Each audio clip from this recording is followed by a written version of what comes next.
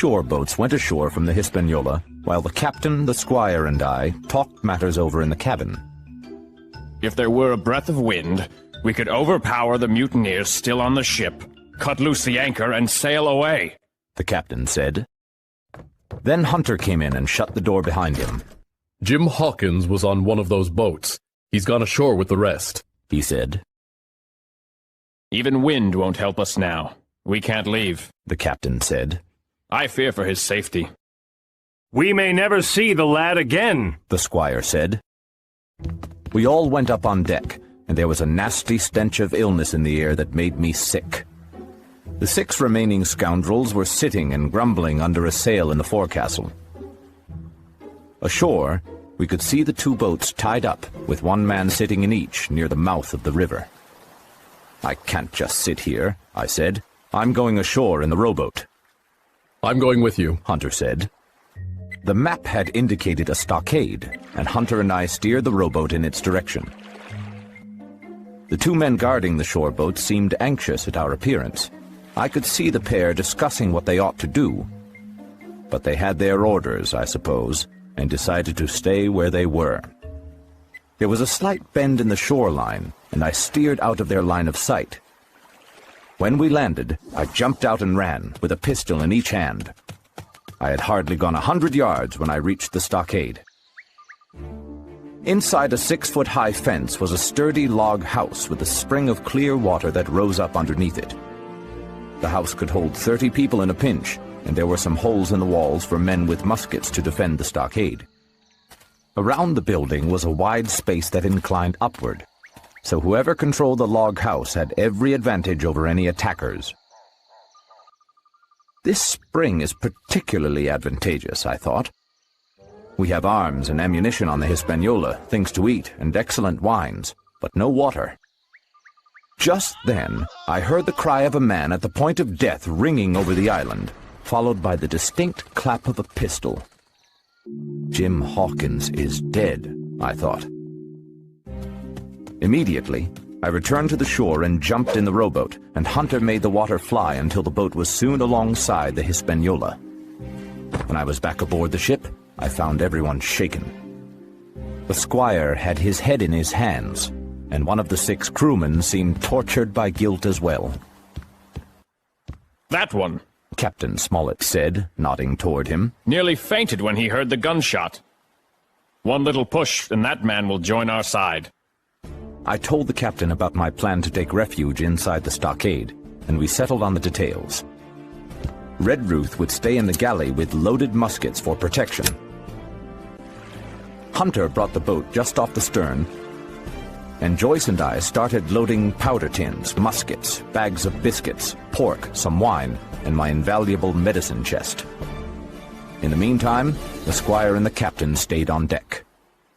Mr. Hands, the captain called out, 2 of us have our pistols out and ready. If anyone signals silver, you're all dead. We'll see about that, said one of the men, and they ran below deck to the galley, where Red Ruth was waiting for them.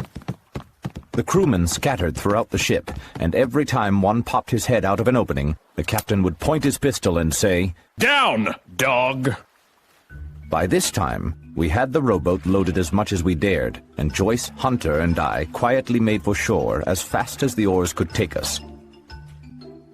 This second trip alarmed the lookouts on the beach, and one of them disappeared into the woods.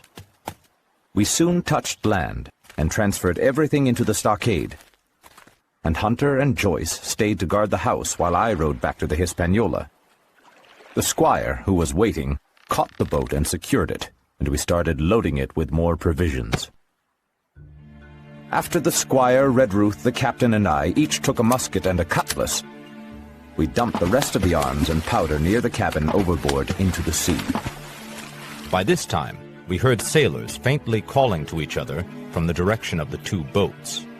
Joyce and Hunter should be safe, I said, but we must hurry. Red Ruth dropped into the boat, which we then brought around for the captain. "Now, men," Smollett said to the rest of the crew, "do you hear me?" There was no answer from the forecastle. "It's up to you, Abe Gray. It's to you I am speaking." Still second.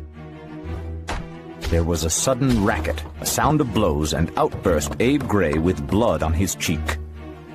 I'm with you, sir, he yelled, running to the captain. He and the captain got aboard with us, and we shoved off. We were off the ship, but not yet safe inside our stockade.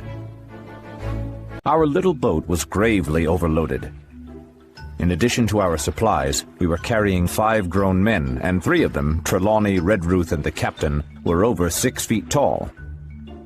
We took on water several times, and my pants and the back end of my coat were soaking wet. Suddenly, the captain gasped. The cannon! I'd entirely forgotten about the ship's guns. To our horror, we saw the 5 pirates on the Hispaniola busily removing the cover from the big cannon.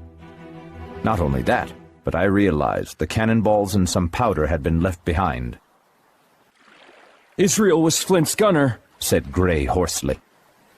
We headed for the landing place, and even though I could keep the boat steady, we dared not row any faster.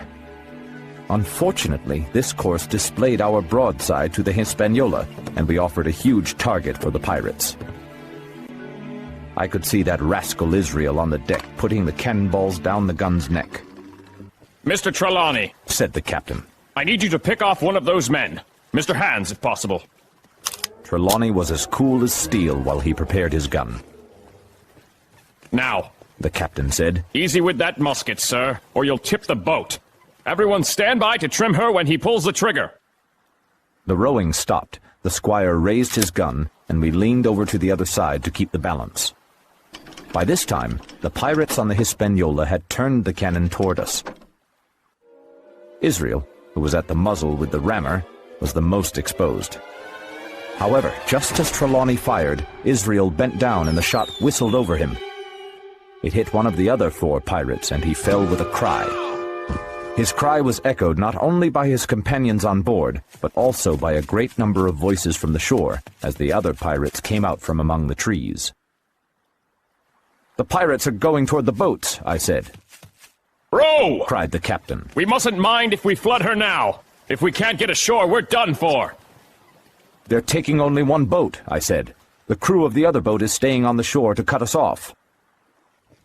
"It's not them I mind, it's the cannon," the captain said. "There is no way they can miss us. Tell us, Squire, when you have another chance at a shot, and we'll stop." Meanwhile, we'd been making pretty good headway for a boat so overloaded, and we'd taken on very little water. We were now close, and in 30 or 40 strokes we could beach her on a narrow belt of sand below the clustering trees. The pirates' boat was still behind us, and the tide, which had so cruelly delayed us, was also delaying them. The one source of danger was the cannon. "I think I can pick off another man," said the squire. "Hold!" the captain shouted, quick as an echo, and our boat stopped so fast that water poured over the stern.